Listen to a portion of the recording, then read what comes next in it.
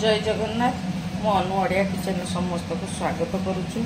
आ पुओ टिके टिफिन नहीं जीव आज सकाळ सकाळ टिके पनीर पलव होची सेति पई देखंतु मु कोन कोन नैची मु टिके आलू नैची गाजर नैची बीन्स नैची एटा पनीर टिके हल्का भाजी की रखची आपण कंचारे भी करि परियो मु खाली हल्का टिके भाजी देची टिके पुदीना पत्र रखची देखंतु टिके सोयाबीन रखची मो नातुनी रो भारी प्रिय सोयाबीन तेणु से नहीं सोयाबीन रखी आ मुझे 2.5 कप चाउल रखी चाउल परिमाण आपन निर्भर कर आप जो परिमाण करें देखो मुझे स्टार्ट करुच्ची केमती मु पनीर सोयाबीन पलव कर मूल शेष पर्यटन देखा दूसरी देखो मुझे अलरेडी तेल पकई देती जीरा पकईदेली देखो पूरा पतला पतला पियाज काटिक रखी पियाज परिमाण टा खाली टिके अधिका देवे जेहेतु पलव हो भल लगे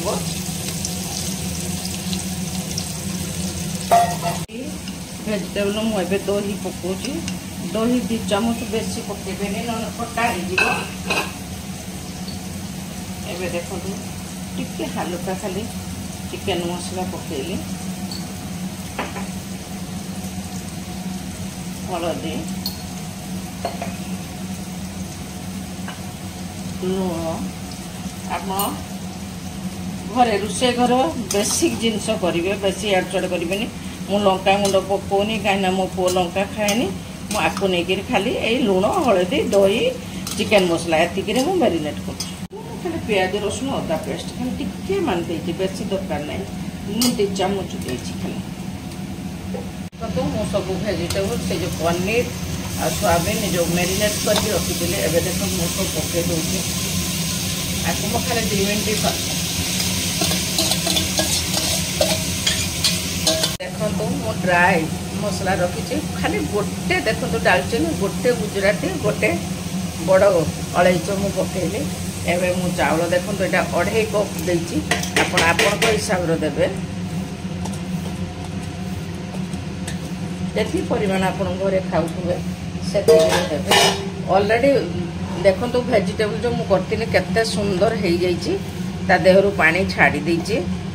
जो टे पानी छाड़ीदेव आप पकईदेवे देखो मु फाइनाली मुझे धनिया पत्र पकईदेली मुझे 2.5 कप चाउल देती तेणु 5 कप पानी दूची देखो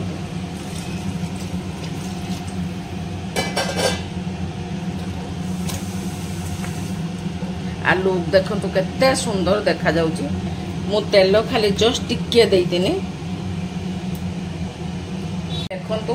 मु ढाकुणी दे दोची आ 2टा विसिल मारिबे मु 2टा सीटी देबे